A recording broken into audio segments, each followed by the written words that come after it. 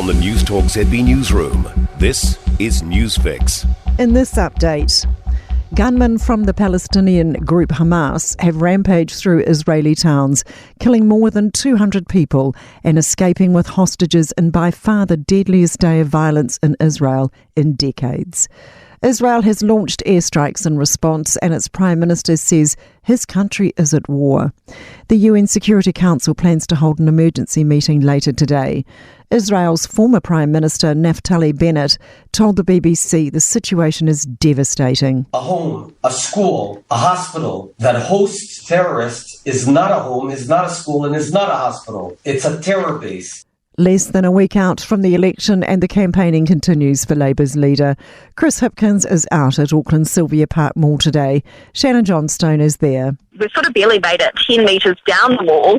He has been sort of flooded for photographs, taken quite a few selfies so far. One person did tell Chris Hipkins to go home, but other than that, it's been largely a positive response.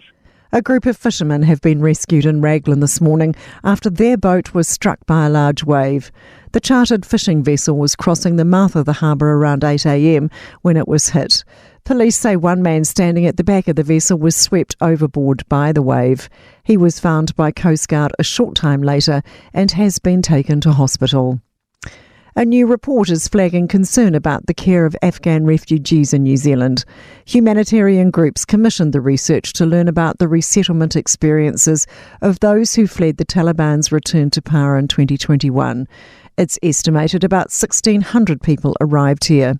World Vision's head of advocacy and justice, Rebecca Armstrong, says because there was no strategy in place, everybody had a different experience. A lot of people didn't receive orientation, and some people were in hotels for up to a year. A lot of people had mental health issues and they couldn't access services. That's news. In sport, Ireland's eyeing up the All Blacks after swatting away Scotland 36-14 in their final Rugby World Cup pool match. The Irish, who've never won a World Cup quarter-final, will now tackle the All Blacks in the final 8. Captain Johnny Sexton says they're relishing the prospect. This is where we want to be now in the quarter-final against the toughest opposition that we could get, and you know the way the draw was made 3 years ago, it turned out a bit unfair, but it's the hand that we're dealt, and we've got to be ready for New Zealand next week. Supercars driver Andre Heimgartner believes he's poised for his strongest ever performance at the Bathurst 1000. Heimgartner only placed 13th in qualifying, but says the team's recent form has provided confidence.